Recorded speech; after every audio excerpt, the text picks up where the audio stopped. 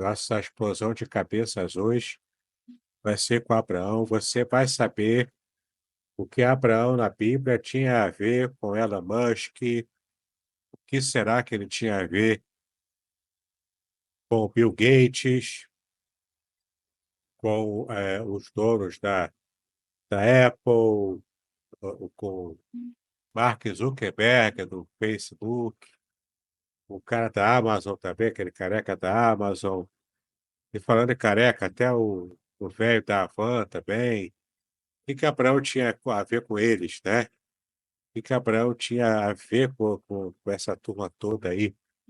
Todos eles que eu falei aqui, eles são milionários, eles são trilhardários, né? Nós vamos ver aqui que no mundo antigo Abraão também era. Quando eu chamo Abraão, a, qual era a profissão de Abraão? Sim, ele tinha uma profissão. E para poder cavar isso, eu fui além do hebraico, eu fui numa língua anterior ao hebraico, eu fui lá na língua acadiana. E agora eu já sei qual é a profissão de Abraão, você vai descobrir hoje. Mas vamos começar a trabalhar aqui, ó. Vamos trabalhar aqui com Gênesis, capítulo 12, versículo 1. Você já vai explodir a cabeça aqui agora, ó. Estou aqui na Nova Almeida atualizada, é a minha versão padrão atualmente, né? O texto diz assim: O Senhor disse a Abrão, né? Porque ainda era Abrão: saia da sua terra, da sua parentela e da casa do seu pai, e vá para a terra que lhe mostrarei. Então você está vendo aqui essa conhecida passagem bíblica que fala para gente da chamada de Abraão. Inclusive a própria percepção da tradição judaica é de que essa aqui era a segunda chamada de Deus para Abraão. Porque aqui no capítulo 12, Abraão já não estava mais em Ur dos Caldeus. Ele já tinha saído com o seu pai Terá, ainda vivo. O seu pai Terá era o chefe da caravana, ele era o patriarca do clã. Então, embora já velho, talvez Abraão já estava exercendo algumas situações de liderança junto com o Terá ainda vivo, isso era como acontecia naquela época, na época patriarcal. Porque, em termos de história e arqueologia da Bíblia, isso era do bronze, a era do bronze médio, tá?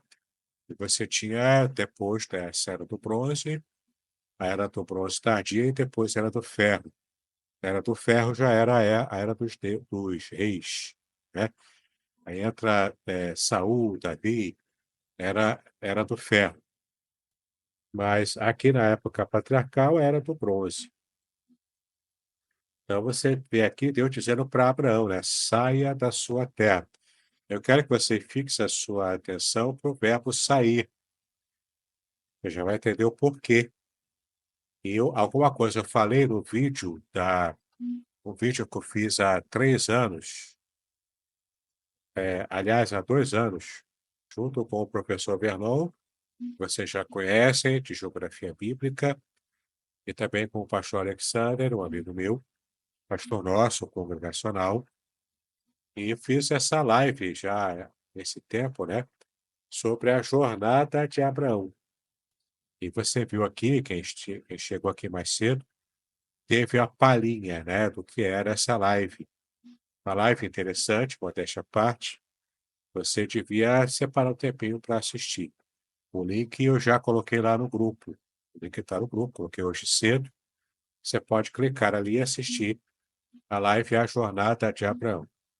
Mas uma revelação da profissão dele, que na época eu não sabia, descobri recentemente, então vou passar hoje para vocês, tá? Mas o interessante é você, se puder, acesse lá e assista a live, você vai gostar. A pegada ali é exegética, no hebraico, a pegada também é geográfica, com o professor Vernon, e psicológica com o pastor Alexandre. Bom, foi bem interessante lá. Mas fixa aqui então no verbo sair, aqui em Gênesis 12, versículo, verbo sair. Por que que eu estou pedindo isso? Quando eu fizer aqui o giro de versão, não vou rodar tudo não, porque elas são muito parecidas. Mas eu quero mostrar para vocês, ó, a versão ACF 2011. Ora, o Senhor disse a Abraão, sai-te. Vendo aqui, ó, o T, sai-te. Saia tu da tua terra. Está dando uma ênfase aqui. Por que que deu essa ênfase nessa versão? Né? Você vai ver essa mesma ideia aqui, ó. Na Almeida atualizada, não tem essa ideia, tá? Aqui é só o sai normal. Mas na Almeida corrigida, tem essa mesma ideia, ó. Sai-te da tua terra. Vendo? Você vai ver também aqui na Almeida Melhores Textos, que também é antiga, sai-te da tua terra. Então você está percebendo aqui que existe essa percepção da repetição do pronome, sai-te da tua terra. Essa repetição do pronome, será que é assim que está no hebraico? Vamos dar primeiro uma olhada lá no texto hebraico, sem nenhum tipo de marcação ou código, né? Só o texto puro lá. Você está vendo aqui, você já sabe ler. Eu tenho certeza que você já sabe ler. Tudo isso aqui para você agora já é um texto sem mistérios. Você já consegue ler tudo. Então está aqui, ó. Vaiomer Adonai, né, que é o tetagrama sagrado. Então, Vaiomer Adonai El Avram. Lech lecha. Mearetzecha. Umi moladetecha. É quase um trava-língua, né? Umi moladetecha. Umi beit avicha el haaretz asher arecha. Então, você está vendo aqui que toda essa leitura aqui do versículo, né, esse texto, eu quero destacar para você aqui essa expressão, que é o verbo ir, né? Saia, verbo sair, aliás. Então, é ler, lerrar. Essa expressão ler, lerrar, eu também expliquei lá no vídeo, para quem assistiu. Você tem aqui o verbo ir, mesmo, que é o verbo ler, tá? É o verbo ir, sair. E tem essa expressão aqui, depois, o makef, esse traço aqui de união no hebraico, ele une duas palavras, ele se chama makef. E depois do makef, você vê aqui, ó, essa aqui que é uma preposição, que ainda vamos estudar, uma preposição inseparável, que traz a ideia de movimento. E temos aqui o pronome, o sufixo pronominal de segunda pessoa. Então, esse conjunto aqui, ler, lerrar, é o verbo sair, o imperativo. Essa é a preposição inseparável para,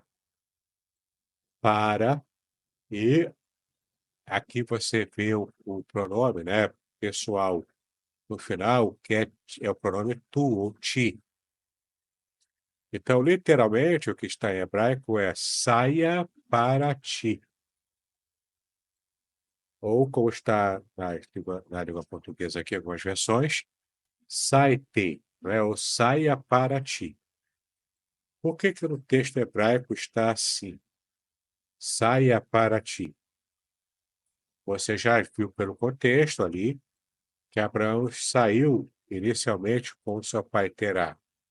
Numa caravana improvisada, saiu de Ur dos Caldeus, que era uma cidade muito rica, muito bem preparada, muito confortável, mas uma cidade pagã, idólatra, totalmente voltada para a idolatria. A tradição hebraica diz, inclusive, que Terá, o pai de Abraão, era possivelmente fabricante de deuses. Então, Abraão foi criado nesse contexto. Ele tinha toda a sua vida totalmente eh, produzida, totalmente alicerçada nesse contexto de idolatria. E era muito natural para Abraão lidar com deuses falsos, né?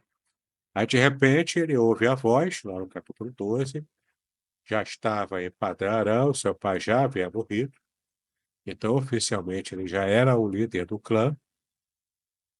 E então Deus chega para ele e fala: ó, larga tudo, deixa para trás, saia para ti mesmo, saia por ti mesmo. Por quê? Porque se você continuar nesse estilo de vida que você aprendeu com seu pai, você não vai ter as bênçãos que eu tenho para te dar. Eu não vou te dar as bênçãos. Mas se você tiver fé em mim e sair, largar tudo, sair, então você vai receber as bênçãos que eu tenho para dar. A principal bênção é que Sara era estéril. Naquela época, isso era muito importante. Então, Deus daria a paternidade legítima a Abraão juntamente com a sua esposa Sara. Mas isso levaria um tempo, né? Levou cerca de 15 a 20 anos para que Abraão e Sara tiveram que esperar. E a gente sabe que eles não esperaram assim, não passaram totalmente ileso por essa espera, né? Eles tiveram lá os seus erros lá, mas, de fato, Deus demorou de propósito a abençoar Abraão, né? Ele estava forjando Abraão durante esse tempo na sua fé. E, de fato, Abraão teve que ter fé ali, ele exerceu de fato fé, né? Por isso era o pai da fé, porque pela primeira vez, o Deus, é o Deus verdadeiro, fala com ele, ele ouve, atende e obedece. Nunca na vida de Abraão Deus havia falado com ele, dos tantos deuses que ele havia feito junto com seu pai Terá, se realmente for verdade essa tradição judaica. Mas o fato é que é pela primeira vez algum ser divino, que o próprio Deus fala com Abraão. Ele teve que ter fé para ouvir, entender que é Deus, aceitar e obedecer, sem titubear, tá? Então, Deus já sabia dessa característica de Abraão, e Deus então usou essa característica para, de fato, abençoar Abraão, criar o povo de Israel e chegar, inclusive, o Salvador, Jesus Cristo, até nós, porque ele veio dessa linhagem, inicialmente, de Abraão, né? Muito bem, então essa expressão aqui, ler, lerá, é saia para ti mesmo.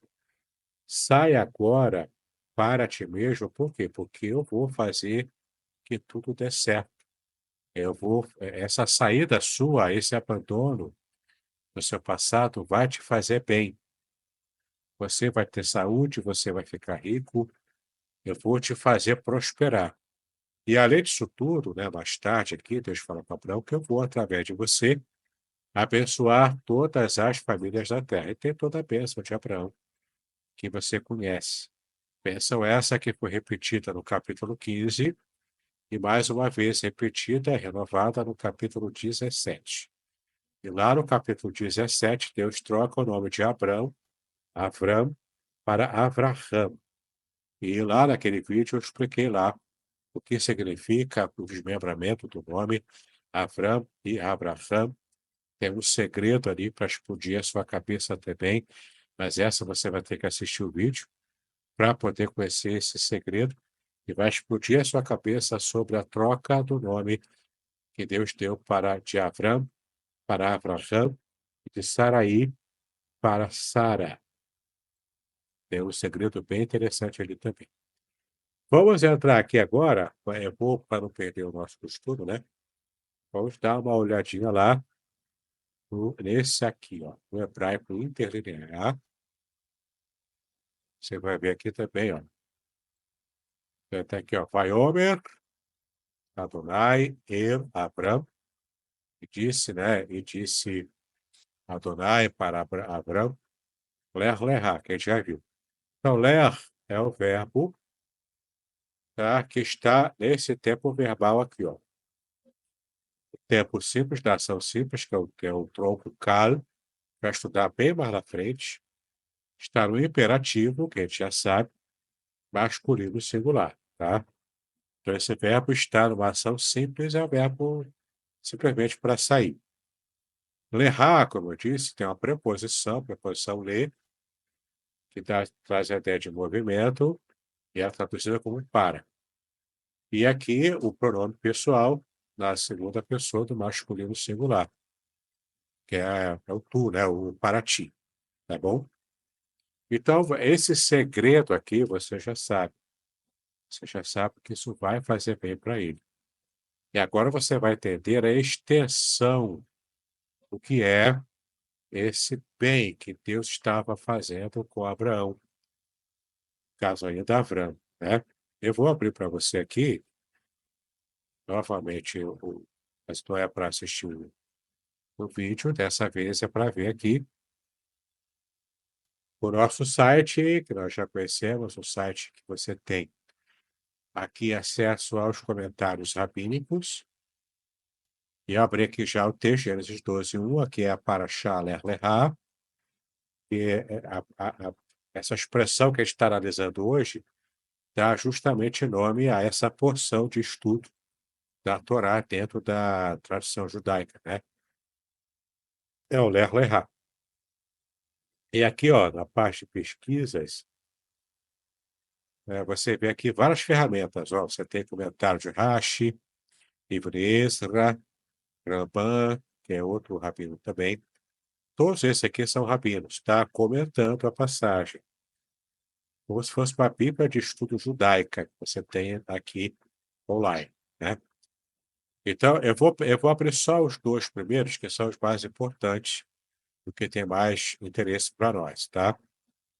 Ele está em inglês, mas eu posso clicar aqui, ó, aqui na parte de cima, acho que é aqui, e traduzir para o português. Ele vai traduzir para mim. Ele traduziu para o português, agora já está aqui em português. O Rash é o comentário bíblico mais lido, compilado no século XI, depois de Cristo já, né? Explicando o significado simples do texto com elaborações interpretativas. Então, é um comentário simples, na Idade Média, por esse rabino Rashi, muito conhecido, muito usado hoje. Eu mesmo tenho a coleção da Torá comentada por ele impressa aqui em casa, né? Mas aqui você clica em Rashi, já vai para o português, né? Aqui, ó, Ler Lehá, sai, literalmente, vai para ti mesmo, para seu próprio benefício, para o seu próprio bem. Lá farei de ti uma grande nação. Enquanto Aquila, que no caso é Padarã, né? Não merecerás o privilégio de ter filhos. Que Abraão tinha nem sequer um filho com Sara. Como é que ele podia ser pai de uma numerosa nação, né?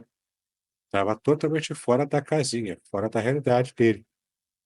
Além disso, eu farei conhecido o seu caráter em todo o mundo.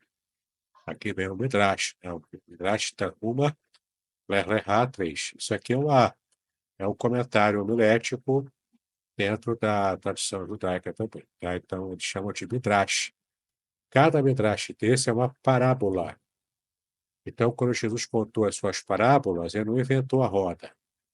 Jesus contava Midrashes, comentários homiléticos com histórias inventadas para ilustrar algo real. É uma prática milenar, a prática da Midrash, dentro da cultura judaica. E Jesus não inventou a roda. O que ele inventou foram as histórias que ele contou. Os midrashes, as parábolas que ele contou, eram inventadas por ele, entendeu? Com a finalidade didática, de ensino.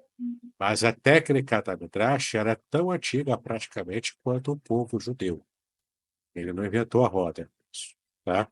Ele só usou de modo exemplar, de modo perfeito, a cultura judaica antiga. Tá tranquilo até agora? Alguém quer fazer pergunta? Tá complicado? Pode falar, tá bom? Se quiser falar, abre o microfone aí e fala.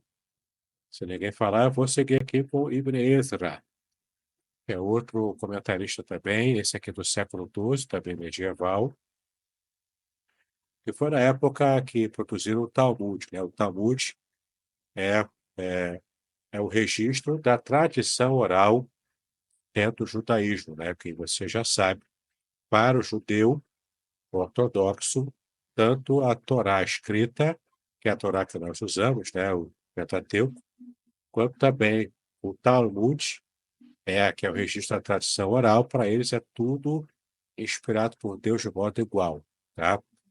Para eles não tem diferença. Então, Ibn Ezra é um comentarista do século XII, com foco no significado simples também do texto e incorporando gramática e linguística. Ele vai um pouquinho mais além, tá? Do que o Rashi. O Rashi é mais simples. O Ibn Ezra, ele vai um pouquinho mais além. Ele também tem uma coisa interessante aqui, ó. Saia, ó. Deus ordenou a Abraão, né, enquanto ele ainda estava em Ur dos Caldeus, aquele ele vacilou, ele já estava em Padarã, né? Que deixasse o seu país, o seu local de nascimento, e também a casa do seu pai. A razão pela qual Deus disse a Abraão para deixar a casa do seu pai é que o Senhor sabia que, embora ele partisse para Canaã, Terá se estabeleceria em Harã. Ah, tá, aqui foi na primeira chamada, por isso que ele colocou assim. Terá não morreu até 60 anos depois que Abraão deixou a casa de seu pai em Harã. No entanto, a Bíblia não nos diz quantos anos ele tinha quando deixou Ur dos Caldeus. Só para você saber, Ur dos Caldeus era uma forma anacrônica de se referir a Ur. A cidade de Ur, na Babilônia, ainda não era chamada de Ur dos Caldeus, ela foi chamada posteriormente. Mas aqui já fez o registro de Ur dos Caldeus para que os leitores da época de Moisés, já que foi ele que escreveu, né, não se confundissem em qual tipo de cidade era, porque já havia passado mais de 200 anos, né, desde mais de 200, uns 300 anos já, desde Abraão até Moisés. Muito bem. Então, depois de dizer a Abraão que fosse para a terra que eu te mostrarei, Deus revelou o seu segredo, pois lemos. E eles saíram para ir para a terra de Canaã, no versículo 5. Também é possível que eu te mostre que te referes a toda a terra que vês, a ti a darei. Né? Então, aqui tem um comentário, esse aqui de Ezra, para você até comparar com o Rashi. Né? Tem o Ramban também, tem os Forno, tem outros rabinos aqui, tem outros aqui, ó. Bartenura da Torá, enfim, você pode ver com calma se te interessar ver isso aí, para você conhecer. Eu voltei aqui por quê? Porque tem o próprio Talmud, que também tem, né? Midrashis, que eu já expliquei o que é, que são as parábolas. Halahá, que é o comentário apenas da lei. Mas tem um negócio muito legal aqui que eu quero mostrar para você. Você vem aqui para baixo e clica no manuscritos, você vai ter direito a essas duas imagens aqui para esse texto. Uma imagem é essa aqui, que você já está vendo. Olha que coisa linda. Você está vendo aqui o facsímile em alta resolução da página, que em latim é chamada de fólio. Desse fólio, da página onde está escrito Gênesis 12, versículo 1. É só uma questão de você procurar e achar aqui, onde começa, para você ver que toda essa página, toda a Bíblia hebraica medieval, isso aqui é a Bíblia hebraica que hoje é a Bíblia hebraica estudicartense que nós usamos, né? Mas esse aqui é o fólio original, em alta resolução, nessa página especial aqui, o Códice Leningrado, P19, da onde foi tirado todo o texto hebraico que nós usamos hoje em nossas Bíblias. Aí você dá o zoom aqui, ó. Olha que coisa linda. Você está vendo aqui em alta resolução. E você está vendo aqui, ó, Massorá, que é o comentário aqui em cima, aqui nas margens também, e até na margem inferior lá embaixo. Você está vendo aqui comentários de escribas. Fica nos comentários, bem hebraico, claro, né? E aqui você vê o texto, você percebe, ele é o texto massorético, está com as vogais aqui, está com sinais de pontuação e cantilena, e também marcação, sinais de marcação da sílaba tônica, mas você percebe que as palavras em hebraico, todas elas estão aqui, ó, coladas umas às outras. Tem aqui o ponto de final, né, que é o sof pasuk. Todas elas coladas umas às outras. As palavras não eram separadas.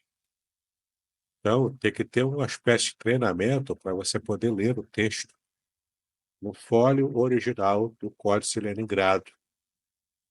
E você saber de como acessar isso aqui é legal lá no Cefaria. Por que eu digo que é legal? Porque você pode, por exemplo, achar o versículo, printar a parte onde está o versículo que você quer usar e colar só aquela parte printada, a imagem, um trabalho exegético. E é interessante também porque no hebraico o pingo a letra, né? Lembra aquele ditado? Para quem sabe ler um pingo a letra, então foi tirado do hebraico. Porque agora você já reconhece aqui as vogais, cada pinguinho desse aqui é uma vogal. Então, se tiver um pinguinho aqui fora do comum, eu costumo até brincar, né? Se uma mosca tivesse pousado aqui no códice e feito um cocôzinho lá, um cocôzinho redondo ali, você podia achar que era um hirik. Porque, de fato, um pingo é letra, né? Então, tinha que ter muito cuidado na hora de ler e transcrever.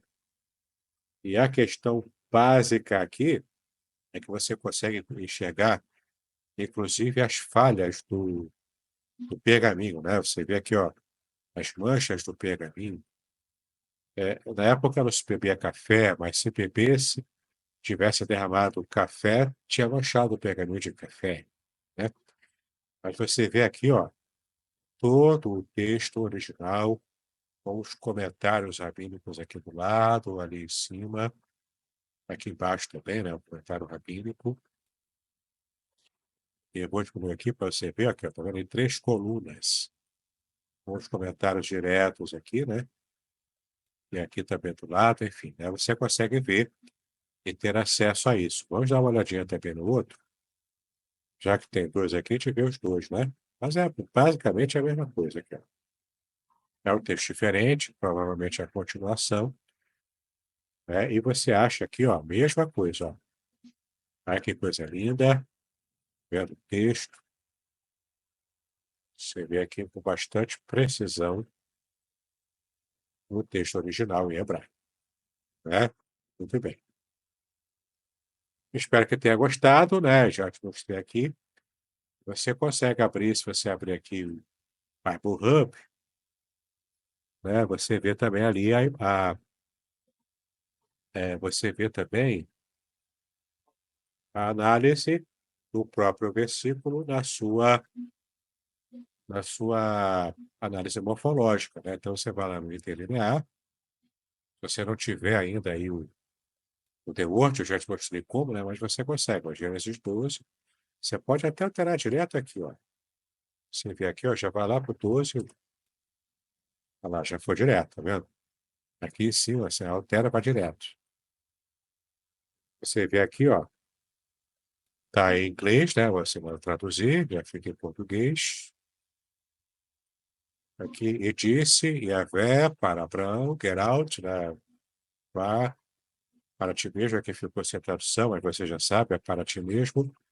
Vá do seu país, da sua família, da casa do seu pai, para uma terra que eu vou te mostrar, né? Aqui não aparece, mas eu vou te mostrar, né? Então, perfeito. Você já sabe analisar aqui, já sabe olhar, inclusive vendo aqui os strongs, né? Vendo tudo direitinho aqui. Alguém quer comentar alguma coisa por enquanto? Agora eu vou dar a revelação final. Eu tô igual o profeta hoje, vou dar a revelação final.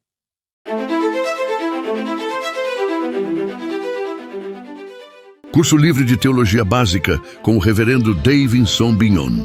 Uma jornada completa de aprendizado cristão, com 20 disciplinas curtas que incluem e-books exclusivos, aulas em vídeo e bônus transformadores. Ideal para líderes evangélicos, pastores, seminaristas e todos que desejam aprofundar sua fé. Assine agora na Hotmart e aproveite 10% de desconto. Quer complementar sua renda? Seja um afiliado. Detalhes na descrição do vídeo. Não perca esta oportunidade de crescer espiritualmente e compartilhar conhecimento.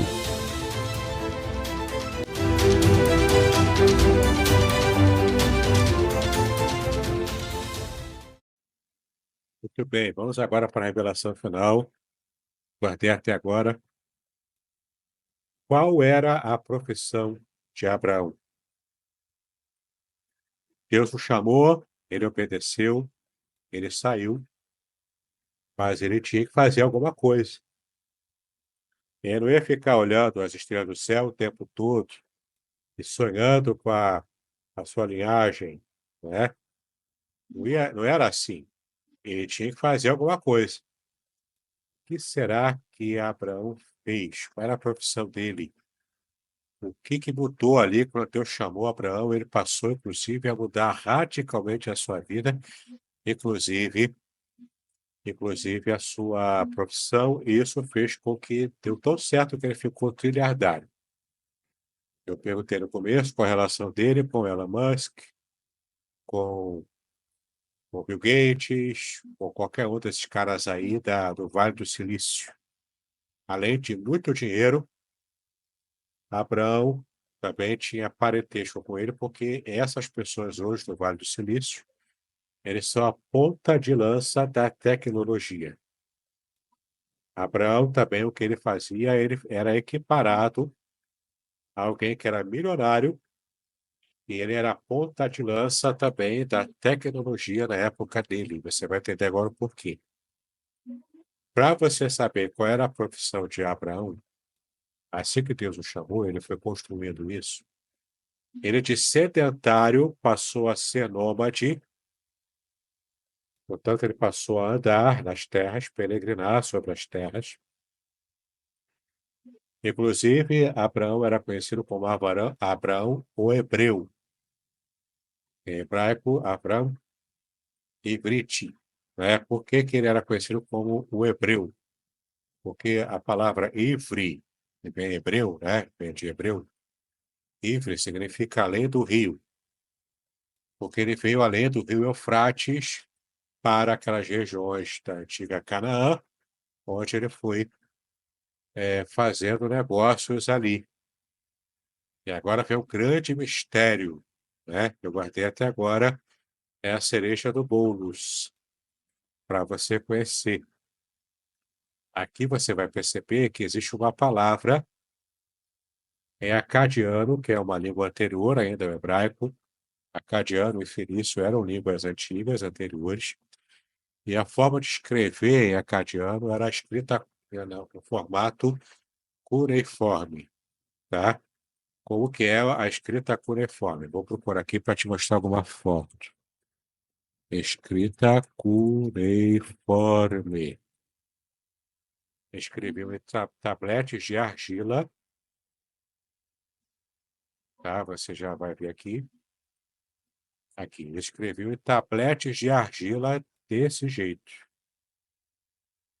Por isso é cuneiforme, porque usavam o caniçozinho como cunha, faziam essas linhas aqui, né, para marcar a pauta, e cada conjunto de tracinhos assim, ó, que feito na cunha, né, em baixo relevo, cada conjunto de tracinhos assim era um estilo da escrita cuneiforme, no caso aqui da língua acadiana, ou suméria também. São duas línguas diferentes, mas escreviam no mesmo esquema, né, no mesmo estilo. Tem outras imagens aqui, ó. Essa aqui é uma imagem mais conceitual, né? Mas aqui, ó, tá bem. Mais um tablete, aqui, ó, tá bem escrita cuneiforme, tudo feito na argila. Aqui, essa aqui, ó, é uma escrita muito antiga, um tablete redondinho, tá vendo? Mas muito antigo. Era assim a primeira forma de registro escrito da humanidade. Foi essa forma aqui. A escrita no estilo cuneiforme, vendo? Tudo feito nos tabletes de argila, em baixo relevo, por isso que é formato de cunha, tá? Então, o que acontece? Abraão aprendeu a escrever desse jeito, escrevendo nesse formato cuneiforme. E a língua que ele falava e escrevia era a língua acadiana. A língua hebraica surgiu lá na área do Sinai, que é ali próximo da Arábia, não era Israel, mas ali começou o proto-hebraico. E o que eu quero mostrar para você é que nessa língua acadiana, escrita desse formato cuneiforme, existe a palavra que descreve uma profissão que estava em ascensão na época de Abraão, já lá na Babilônia. Lá em Ugarit, lá em Ur, as cidades ali daquela região. A palavra é Tancarum. Você vai anotar aí. Tá, Thaís, eu estou te vendo, você está só olhando, você precisa escrever. A Eu vou escrever. palavra acadiana Tancarum. Tancarum significa, em acadiano, significa comerciante, ou até mais do que comerciante, né? Significa aquele que levava as mercadorias para comercializar entre os povos, entre os reinos, entre os países da época. Então, Abraão montou uma caravana, ele tinha escravos, ele tinha inclusive um exército particular, que na época era algo tão caro que apenas reis tinham exércitos particulares. Mas Abraão não era rei, ele era um tancarum, ele era um comerciante, ele era um mercador, né, na verdade. Mais do que um simples comerciante, Abraão era um mercador. Ele, então, descobria os artefatos, utensílios, roupa, até mesmo especiarias, comida, né? Sementes diferentes.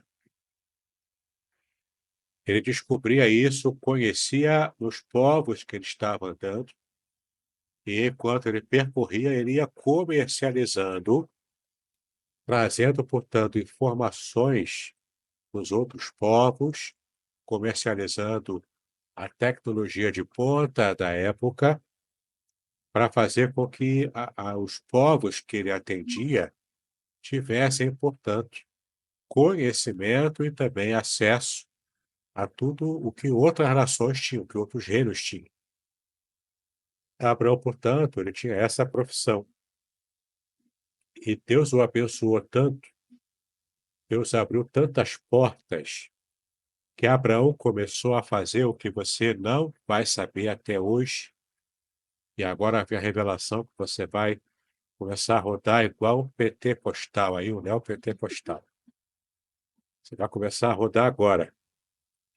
Abraão estava começando a construir, assim como os impérios antigos, o Império Assírio, o império, né, outros impérios também antigos, Abraão estava começando a construir o Império Hebreu. Só que Deus não permitiu que isso acontecesse, por razões óbvias, já que um Deus é que era o soberano, era o povo hebreu, né, de Abraão, a família de Abraão. Eles seriam uma nação totalmente teocrática, Deus governando a nação, né, a começar pelo clã de Abraão. Mas o movimento que Abraão estava fazendo enquanto comercializava era o movimento de estar aos poucos adquirindo várias terras lá em Canaã. Ele começou a construir, a adquirir as terras. Esse mesmo texto aqui, ele fala para a gente, né? Ele começou a pegar as terras. Deixa eu achar aqui. Deixa eu abrir aqui, então. Deixa eu passar aqui a colocar para vocês aqui a Bíblia, né? Eu vou abrir aqui em português mesmo, a gente vai ver. Dentro do contexto, Abraão começou a comercializar, ele começou aqui, ó. Deus fala: farei de você uma grande nação, e abençoarei, não serei seu nome, seja uma bênção. Abençoarei aqueles que abençoarem, abençoarei aqueles que o abençoar. E você será bendito das todas as famílias da terra. Aqui, ó, versículo 4. Partiu, pois, Abraão, como o Senhor lhe havia ordenado, e Ló foi com ele. Abraão tinha 75 anos quando saiu de Harã. Abraão levou consigo a sua mulher, Sarai, e o seu sobrinho Ló, todos os bens que haviam adquirido. Ele já tinha adquirido bens, né? Não terá. E as pessoas que lhes foram acrescentadas em Harã. Ele também tinha escravos e servos aqui. Ele comprou os escravos. Ele já tinha certa condição. Partiram para a terra de Canaã e lá chegaram. Abraão atravessou a terra até Siquém. Siquém foi a primeira terra que ele comprou, lá no Carvalho de Moré.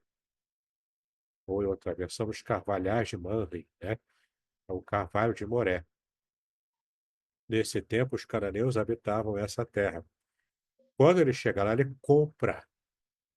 Abraão já estava começando a ser abençoado por Deus, ele já tinha muitos servos, já tinha muitas posses, e possivelmente ele já tinha também um grupo, né? Talvez pequeno, depois foi crescendo, um grupo de um exército particular, que servia para a proteção dele. Qual era o costume naquele período? As nações que estavam se organizando, a cidade, que ia o clã, a cidade, depois ia aumentando, passava a ser mais de uma cidade, aí começava a murar a cidade, e dali começavam os reinos, né? E então, assim começou a Síria, o reino do Elão, a própria Babilônia, né? O reino de Acade também. Na época, naquele período, Jerusalém, que era somente, o nome era só Salém, né? É Shalom, cujo rei era Melquisedeque. Eu vou explicar já Melquisedeque. E Melquisedeque não era nome próprio, não era. Se você não sabia, explode sua cabeça agora também, para você trocar sua peruca. Melquisedeque era título real, assim como Abimeleque e assim como também Faraó, né? Eram títulos reais. Então, Abimeleque era o título real do rei dos filisteus. Esse é o Abimeleque, né? O rei dos filisteus. Era o título real dele. Faraó era o rei do Egito. E Melquisedeque, é, Melech Sadek, Sadik, né? É o rei de justiça. Então, era título do rei de Salém, que era um reino pequeno ainda na época, porque era uma cidade. Era a cidade de Jerusalém, ainda por ser ampliada, né? Mas já era organizada como cidade e reino. E você percebe no texto que Abraão falava de igual para igual, né? Ele não começou assim, junto com o Melquisedeque, não era totalmente igual para igual, né? Mas ele já tinha um relacionamento com o Melquisedeque. Com Abimeleque, se você vê o texto da Bíblia, com Abimeleque, Abraão chega a recriminá-lo, porque ele havia errado. E com o faraó também, Abraão falava tete a tete com o faraó, o rei do Egito, com Abimeleque, o rei dos filisteus, e inicialmente ele começou a provavelmente manter a sua conversa lá com Melquisedeque. O fato de ele falar de igual para igual com os reis indicava também com isso que ele era um tancarum, porque os tancaruns estavam crescendo tanto que o próprio rei da Babilônia, foi achado arqueologicamente isso, foi achado os documentos em acadiano, com o rei baixando o decreto dizendo que os Tancarum, os mercadores, não poderiam permanecer na Babilônia nos feriados e à noite, para forçá-los para forçá-los a sair da cidade, porque o fato de eles estarem crescendo no mundo muito, eles estavam rivalizando com os reis em autoridade, em poder, em conhecimento, né, em fama e também em dinheiro. Então você vê o nível que Abraão estava recebendo. E o interessante é que Abraão, durante as suas peregrinações, ele fez duas coisas muito recorrentes. Ele abria vários poços onde ele passava. Ele também fazia um altar e colocava uma pedra em cima do altar. Tanto Abraão quanto também Isaac fez isso. Isaac menos do que Abraão, né? Mas até Jacó também fez isso. Então, o que que Abraão estava fazendo? A partir aqui de Siquém, ele comprava esses terrenos. Ele não conquistava com o exército que ele tinha, ele não agia assim. Essa era a ética de Abraão. Eu não vou conquistar como os outros povos conquistam. Eu vou comprar.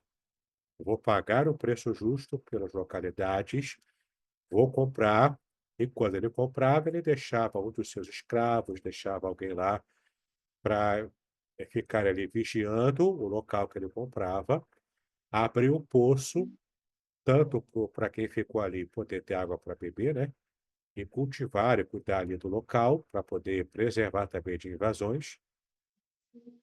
E também ele colocava altares com a pedra em cima. Isso era um indicativo naquele período. Tanto os poços quanto também o altar com pedra em cima era indicativo de marcação de território, porque Abraão tinha comprado aquelas terras. Então ele ia peregrinando, ia vendendo para os povos pagãos, ia comprando as terras que ele achava que podia comprar. Ele ia crescendo, Deus ia abençoando, ele ia comprando terras, comprando terras, comprando terras. Enquanto comprava, ficava ali trabalhando, ficava ali cuidando da terra que ele havia comprado, algum escravo, alguém, e colocava as marcações, que eram as provas de que ele havia comprado a terra, ele trocava o nome. Jacó mesmo fez isso, né? Trocou lá a cidade onde ele foi, trocou para Betel, naquela região, porque ele teve o sonho, então Betel, o Senhor estava aqui, eu não sabia. Ele colocou ali o altar com a pedra em cima, né? Então, tudo isso é a marcação de território comprado. A família de Abraão não conquistava à força.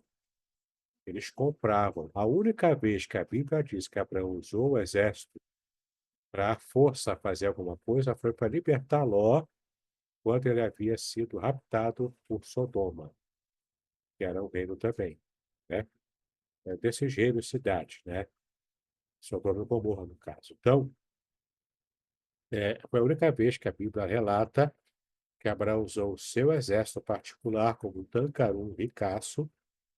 A única vez que ele usou foi para proteger o Ló e a sua família, né? Então, é a única situação dessa. Aqui você percebe qual era o modus operandi. Abraão avançava, peregrinava, comerciava, aumentava os seus bens, comprava as terras, marcava o território comprado com poços, com altares e pedras, deixava alguém lá para cuidar do território, também vigiar, né, proteger. E assim ele foi crescendo e ampliando o seu terreno ao longo daquela faixa de terra que compreende hoje Israel. O que aconteceu então? Com a fome, já na época de José do Egito, a fome veio, todo Israel que habitava ali essas terras compradas por Abraão, por direito de família por conta, né, herança. É, eles foram então para o Egito, ficaram lá durante muito tempo com José, se habituaram ali, né, ficaram ali. O cativeiro egípcio, alguns dizem 400 anos, Provavelmente o tempo é de 200 e poucos anos, era o tempo que historicamente é mais plausível, arqueologicamente também. Então, 200 anos que sejam, 300 anos que sejam, eram mais 200 com certeza, essas terras que antes, que eram de Abraão, né, e que não tinha mais ninguém ali para vigiar, por causa da escravidão do Egito, elas foram sendo tomadas pelos povos pagãos cananeus. Eles foram novamente tomando a posse, é o que hoje no Brasil a gente usaria, né, o termo do uso, o capião, né? Não tinha ninguém ali para proteger, então eles iam tomando conta e pegando essas terras, enquanto Israel estava no cativeiro egípcio. Com a libertação através de Moisés, Israel então volta, e agora com Josué tinha que reconquistar, não era uma conquista do zero. Eles tinham que reconquistar a terra que era deles por herança. Era de Israel porque eles haviam comprado lá com Abraão. Eles tinham que usar a força agora para reconquistar essas terras que haviam sido tomadas pelos pagãos devido aos 200 e tantos anos de cativeiro lá no Egito. Não foi fácil fazer isso. Inclusive, o termo hebraico que a Bíblia usa para se referir à herança, né, que Deus havia dado a Abraão e agora Josué tinha que tomar, o termo hebraico é morachá. Morachá é a herança que você precisa ter esforço para tomar.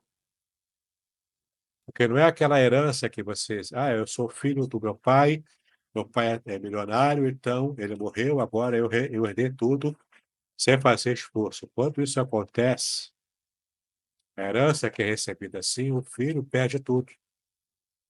Os herdeiros queimam tudo. E toda a herança que o pai deixou para a família se perde em pouco tempo. Essa herança aqui que Deus deu para agora Josué liderar, né, e o povo reconquistar, era a herança Morachá, herança de esforço, de conquista. E não receberiam de mão beijada, eles tinham que lutar para reconquistar o que Deus já havia dado lá desde a época de Abraão. Entende? Então você percebe aqui como que funciona essa questão do direito de Israel, é o direito de ancestralidade, né, dessas terras que Abraão foi comprando ao longo da sua vida, e depois Isaac, depois Jacó também foram comprando ao longo da sua vida, e, portanto, eles têm direito moral, histórico, real, a essas terras que ele não conquistou, ele comprou.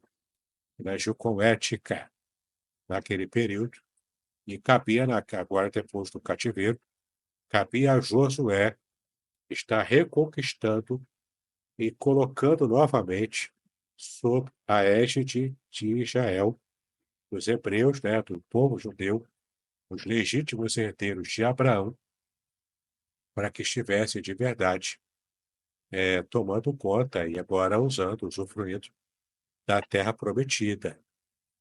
O que acontece? Né? Os árabes também são herdeiros de Abraão? São. Ismael era filho de Abraão também, com a escrava Agar. Só que Deus determinou, você vai ler lá no texto, Deus determinou para Abraão mesmo, ele estava com o coração pesado em fazer o que Deus determinou, Deus havia determinado, Isaac não seria o catalisador da herança, seria Ismael, aliás, Ismael não seria o catalisador da herança, seria Isaac, Yitzhak, né? Yitzhak em hebraico é risada, significa risada, porque provavelmente era uma onomatopeia em hebraico naquele período. Quando a gente fala, quando eu quero mostrar aqui na internet, eu tô rindo, né? Eu vou fazer kkkk, eu vou fazer RS, para mostrar que eu estou rindo, né? Uma representação, talvez fonética, onomatopeica, da risada.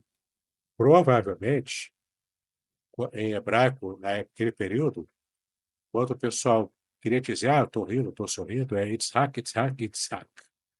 Ou seja, fazer essa onomatopeia demonstrando linguisticamente a gargalhada, o riso, a felicidade. Então, se foi mesmo assim, deram o nome de Isaac de riso, ou risadinha, ou risada, não é?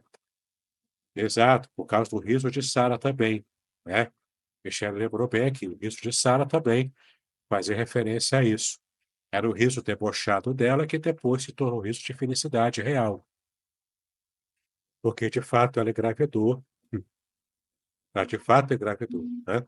Então, o que acontece aqui é você perceber que tudo na vida, até os nomes escolhidos, tem propósito, né?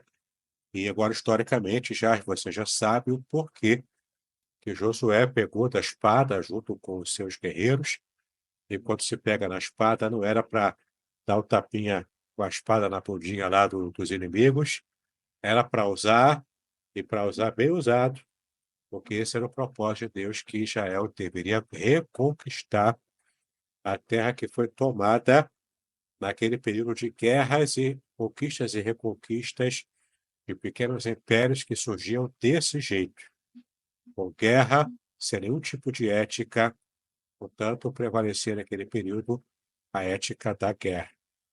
Tá legal? Por isso que havia tanta matança, né, na Bíblia. Você pega lá o livro de Josué, você torce assim, sai sangue direto. Juízes, então, nem fala, né? Muito sangue que escorre assim quando você torce. Por causa disso, agora você sabe o contexto. Você sabe o porquê. Entende? Você agora sabe tudo o porquê. Tá legal? Perguntas, comentários, heresias, explosões de cabeças, o que sobrou aí da sua cabeça. Tenta usar agora para aprender gramática daqui a pouco. Querem falar alguma coisa? Abra o microfone e fala.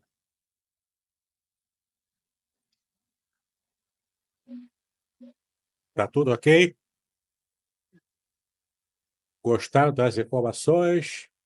Gostaram de Tancaru? O que Abraão fazia? O porquê que era trilhardário? A benção, né? Muito bem. Essa aqui é tecnologia, conhecimento de ponta que eu estou dando para vocês. Esse é o conteúdo do que eu já estou estudando numa pós-graduação que eu estou fazendo atualmente pela Unasp, com o Dr. Rodrigo Silva, que é um pastor e arqueólogo adventista, mas ele hoje é referência, a maior referência, especialmente em arqueologia no Brasil. Ele é arqueologia do Oriente Próximo, do Oriente Médio. Ele está sempre lá em Israel, escavando, está até marcando uma escavação agora. E isso é informação de ponta que a arqueologia traz. E é o material dessa pós que eu estou fazendo em História, Arqueologia, História e Interpretação da Bíblia. Tá? Termino no final desse ano, se Deus quiser.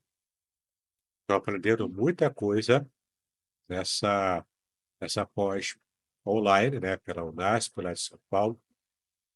E já estou passando para vocês aqui o que eu estou aprendendo lá, tá? Para você ver o quanto a gente não sabe nada sobre Bíblia, se a gente fica só no Jesus te ama, eu também, né? Você foi chamado agora no seminário para você extrapolar a aguinha com açúcar que você está acostumado lá na escola dominical. Por melhor que seja, e ela é importante para a vida da igreja, mas você agora está aprendendo que não é suficiente. Você precisa cavar fundo para você de verdade entender as coisas do que a Bíblia ensina para a gente, tá? Estou preparando aqui, inclusive, uma explosão de cabeça. Olha que vai realmente, é como se fosse uma bomba do Hamas, né, na sua cabeça aí. Estou preparando, aliás, duas. Eu vou, mais à frente, eu vou refutar, jogar por terra uma compreensão errada teológica que a gente faz, que demonstra uma total ignorância da cultura bíblica e da língua bíblica antiga. Enquanto a gente sabe essa verdade, a gente vai reestruturar essa teologia que a gente prega como se fosse verdade. Eu já vi gente grande falando essa fake news teológica. Eu vou quebrar e vou provar para você na Bíblia que essa é uma teologia equivocada e, não digo herética, né? É quase herética, tá? E tem uma outra questão também milenar, que a exegese me deu uma resposta recente, e eu mudei a minha forma de entender por causa desse detalhe exegético. Ele exige uma exegese um pouco mais complicadinha, mas eu vou preparar e vou dar para vocês. Então, prepare-se, fortes emoções virão, tá bom? E você precisa se acostumar a estudar a Bíblia desse jeito. Esse é o melhor jeito de você estudar a palavra de Deus. Tá legal? Então, chega de água com açúcar, chega de mamadeirinha com Nutella, chega de leite com pera. Agora é coisa grande. Bom, agora é feijoada na veia. Se botar feijoada na veia, você morre, né? De overdose. Mas você vai se acostumar a, de fato, aprender a Bíblia com profundidade. Tá legal?